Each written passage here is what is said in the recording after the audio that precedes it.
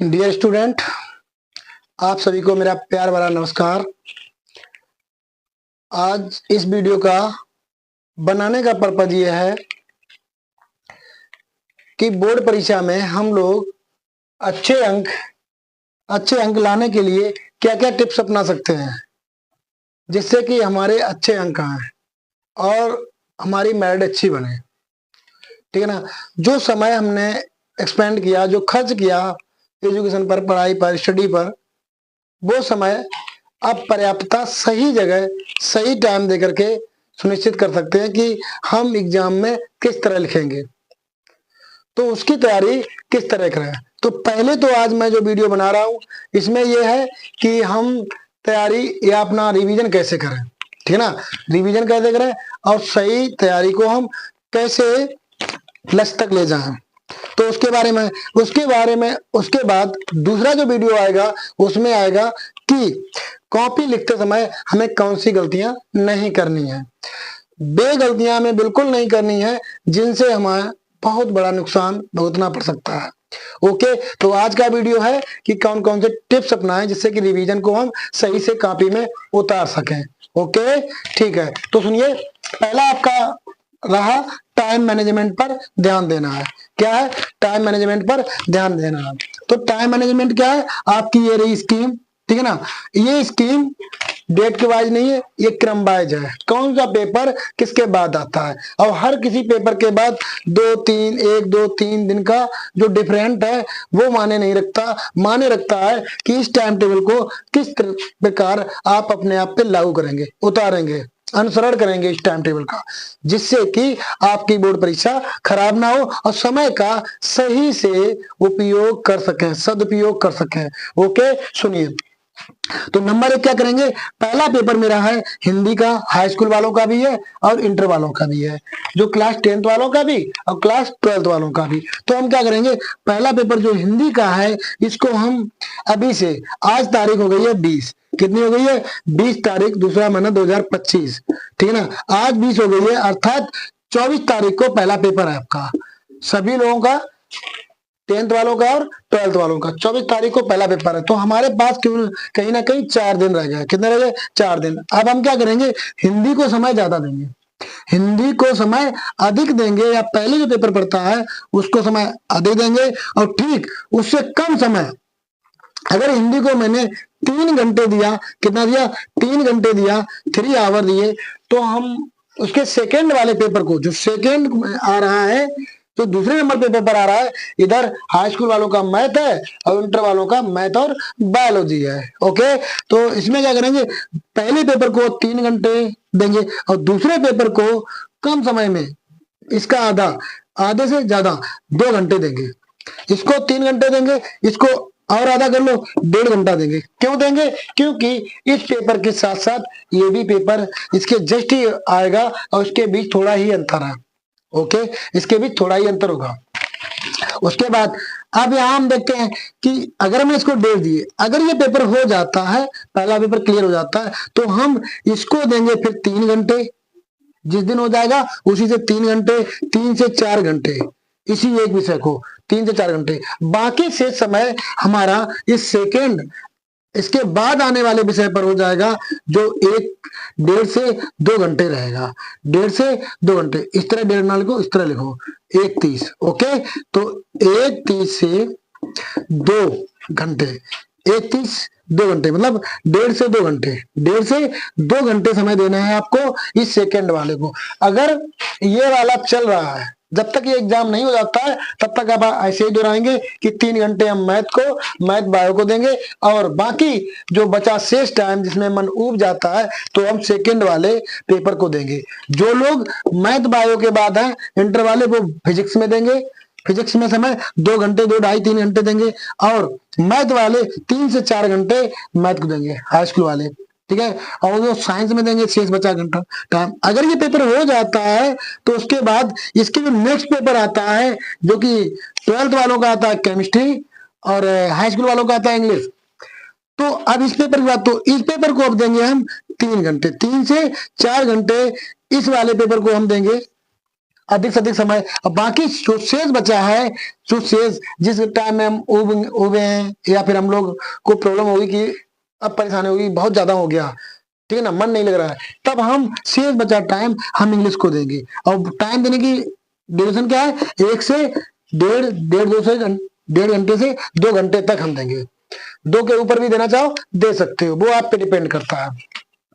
जहां तक फ्रेश रहना है, माइंड को ज्यादा लोड मत देना, लोड नहीं देना है माइंड को अधिक ज्यादा, ठीक है ना। उसके बाद 2 घंटे के बाद अगर ये पेपर हो जाता है तो इसके होने के बाद तो फिर इस पे हम कर देते हैं 3 घंटे, 3 से 4 घंटे इस पे आ जाएंगे इंग्लिश वाले पे।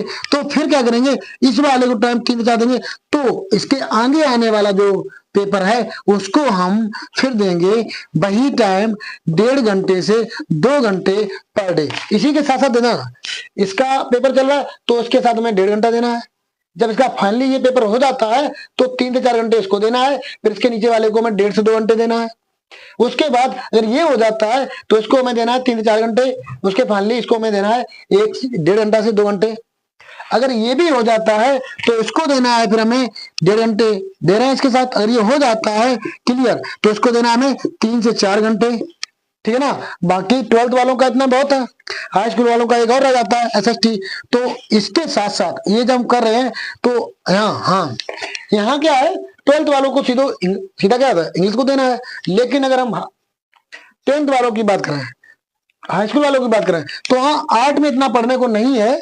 आर्ट को अगर हम कम भी पढ़ेंगे, 3 से 4 घंटे नहीं देंगे तो हम इसे 2-1 घंटे में भी हम इसको तैयार कर सकते हैं, 1 या 2 घंटे में भी हम इसको तैयार कर सकते हैं आर्ट को।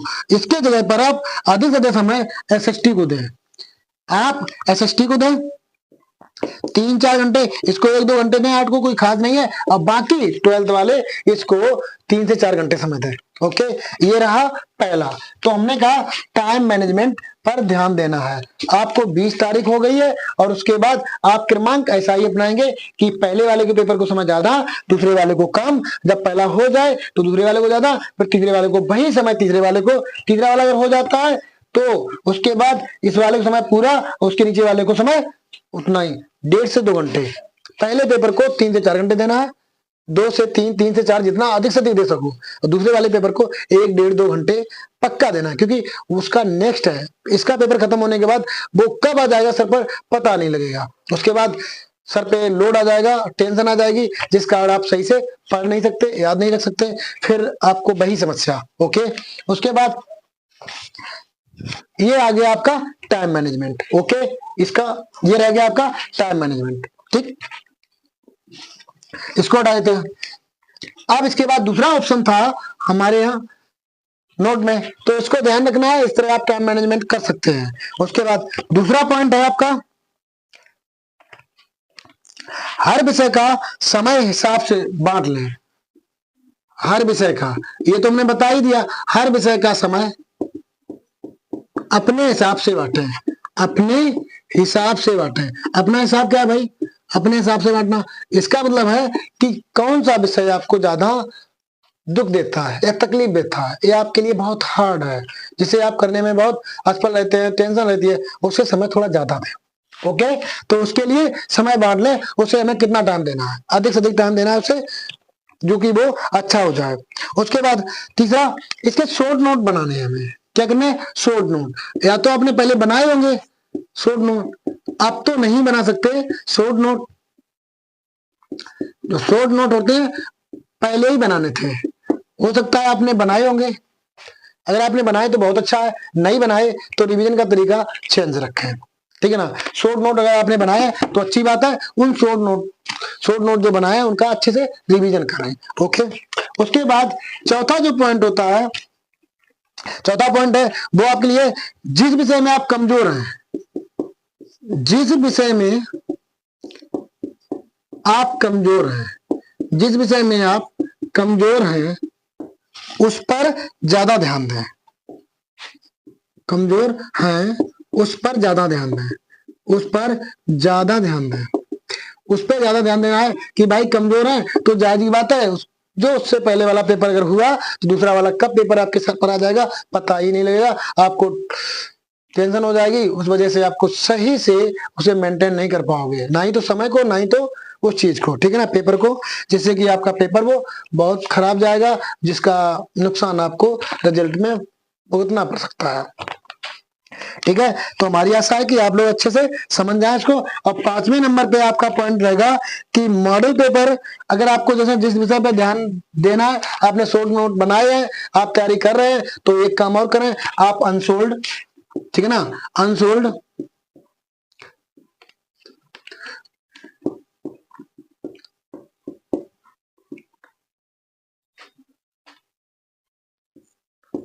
अनसोल्ड अरे भाई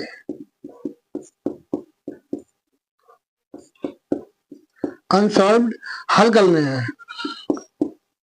अनसॉल्व्ड हल करने हैं, और साथ ही साथ बैक पेपर, कैसे, बैक पेपर,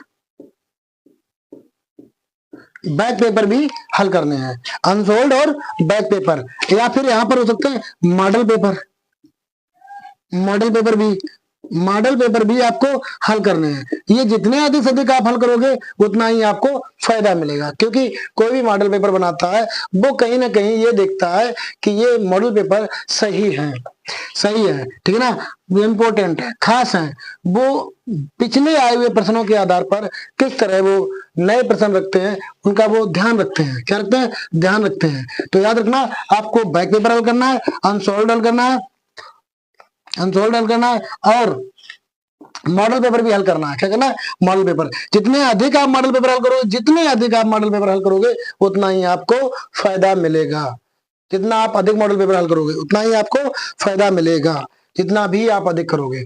तो ज्यादा से ज्यादा आप मॉडल पेपर और अनसोल्व्ड हल करना स्टार्ट कर दें, इस पर ज्यादा ध्यान ना दें, आप ज्यादा बड़ी बड़ी किताबें पूरा पढ़ने की कोशिश ना करें, जो आपके पास है उसी कंटेंट को अच्छे से तैयार करें। ओके, उसके बाद छठा आपका पॉइंट है, पेपर मिलने के बाद सभी सवालों को अच्छे से पढ़ें। इसके बाद मान लो वहां पहुंचे, तो वहां आपने क्या किया, इससे पहले आप प्रैक्टिस कर रहे हैं, बैक पेपर करें, और बैक पेपर या मॉडल पेपर की प्रैक्टिस करें। क्या करें, प्रैक्टिस करें,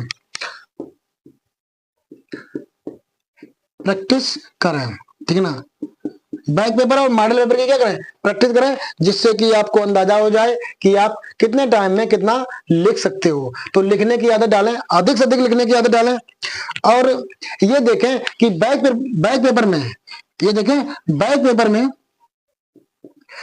पेपर में जो सवाल, जो टाइम है पेपर का, जो टाइम होता है उस टाइम, जैसे कि 3.5 घंटा है, 3 घंटा 45 मिनट होगा, 15 मिनट आपको पढ़ने के लिए है, पढ़ने के लिए होता है ना, तो 15 मिनट पढ़ने के लिए, तो आप देखेंगे कि 3 घंटे में आप बैक पेपर हल करें, और 3 घंटे समय दें, कितना दें, 3 घंटे। अगर 3 घंटे में लिखने की आप पूरी कोशिश करें, अगर 3 घंटे में अगर आप बैक पेपर लिखते हैं, तो जायज की बात, आपकी तैयारी सही चल रही है। और 3 घंटे में अगर वो पेपर नहीं लिख पा रहे हैं, तो आपकी तैयारी में कहीं ना कहीं प्रॉब्लम है, उसे 2-3 दिन में अगर सुधार सको तो सुधारो, मेहनत करो, सही हो जाएगा, तैयारी हो सकती है, ठीक है ना, सुधार हो सकता है लिखने में। तो आप इसको लिखने की कोशिश जरूर करें, बैक पेपर को एक बार 3-3.5 घंटे बैठ के, कि हम समय को किस तरह दें, ठीक है ना। उसके बाद सभी सवालों को सही ढंग से वहां पढ़ना है, वही जो जैसे आप पेपर देने जाओगे वहां, वैसे ही आप एक बैक पेपर लेकर के, एक कॉपी लेकर के, लोकल में मार्केट से खरीद करके एक कॉपी लेकर के लिखने की प्रैक्टिस करो, पूरा पेपर हल करना है। ध्यान रहे, 3 घंटे 3.5 घंटे से ज्यादा समय नहीं लेना है। अगर आप करोगे 3-3.5 घंटे से ज्यादा समय नहीं लेना है, और इस तरह की आप तैयारियां और शुरुआत कर सकते हैं, ठीक है ना। उसके बाद उसमें आप तरीके अपनाने हैं।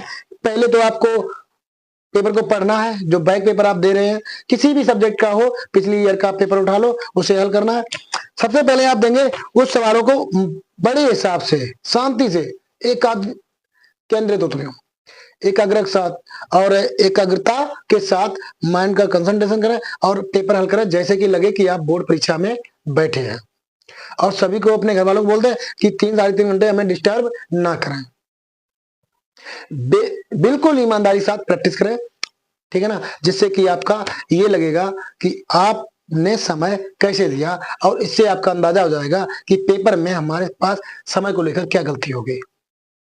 ओके, ठीक है ना। तो और सवालों के उसके महत्व के हिसाब से आंसर देना शुरू करें। पता लगे आप सवाल में लघुत्तरी है, आप लिख दे रहे हो उसे विस्तृत उत्तरी बना करके, ठीक है ना। सवाल 2-4 लाइनों का था या क्वेश्चन 2-4 लाइनों का था, आंसर 2-4 लाइनों का था, आपने उसे एक पेज में भर दिया, उससे आपका समय बर्बाद होगा, उससे आपका समय बर्बाद होगा और जिससे आपको कोई फायदा नहीं मिलने वाला है। तो सवाल का अगर हिसाब ना पता लगे कि कितना बड़ा है तो उसकी मार्किंग चेक कर ले कि वह कितने नंबर का है। क्वेश्चन के जस्ट में वो 3 नंबर, 2 नंबर, 1 नंबर सभी चढ़े होते हैं, उस नंबर को 3, 4, 5, 6 नंबर वो चढ़े होते हैं, उन अंकों को देख लें और उससे पता लग जाएगा कि एवरेजन सवाल में हमें कितने अंक लिखने हैं, कितनी लाइनें रखनी है। अगर आप ज्यादा समय देते हो सवाल पे, 3 नंबर या 2 नंबर वाले सवाल पे, तो वो आपका व्यर्थ जाएगा। उस टाइम की अपेक्षा किसी बड़े सवाल पे या किसी दूसरे प्रश्न पर अगर हम टाइम दें तो वो हमारी मार्किंग जोड़ेगा। फिलहाल जो तुम्हारा खराब करेगा समय, उसमें कोई एक्स्ट्रा मार्क नहीं मिलने हैं। तो क्या फायदा कि हम उससे जितना ज्यादा लिखेंगे उससे कोई फायदा नहीं, जितना बुझा जाए उतना सटीकता के साथ लिखेंगे। जैसे हर शब्द के बाद गैप भी करेंगे, ठीक है ना, और कॉपी को इस तरह लिखेंगे जैसे बोर्ड परीक्षा की तैयारी कर रहे हैं। आशा करते हैं कि ये हमारे सभी नोट आपको समझ में आए होंगे, इनका पालन करें, और इससे अगर बेहतर कोई तरीका है तो हमारे कमेंट पे करें, एक कमेंट करें, उसमें क्या ये वाला नोट पॉइंट, एक पॉइंट और जोड़ लें, जो हम उस पॉइंट को भी जोड़ दें और वो बेहतर रहे। बाकी फिलहाल हमें लगा जहां तक हमने सोचा है वो यहां तक तरीका बेस्ट है। इसे अगर आप फॉलो करते हो तो आशा करते हैं आप अच्छे लक्ष्य को प्राप्त करेंगे, अर्थात मार्किंग आपकी बेहतर रहेगी, अच्छी रहेगी, तैयारी सही हो जाएगी, आप बैठेंगे और इस तरह आप सही बैठ सकते हो, पेपर को मेंटेन करते हो। अभी पेपर का अंदाजा लगा लोगे क्या होगा तो सुधार कर सकते हो। तो पहले पेपर कॉपी पर लिख करके पेपर को 3 घंटे में हल करने की कोशिश करें। कोई भी बैक पेपर नहीं है तो मैं एक डाल देता हूं ग्रुप पर, ठीक है, उसकी फोटोकॉपी निकाल करके उससे हल करें। ओके, आशा करते हैं मेरी बात समझ में आई होगी, ठीक है। पेपर अच्छे से दो, सभी की मार्किंग अच्छी हो, ये हमारी तरफ से दुआ है, आशा है। चलिए।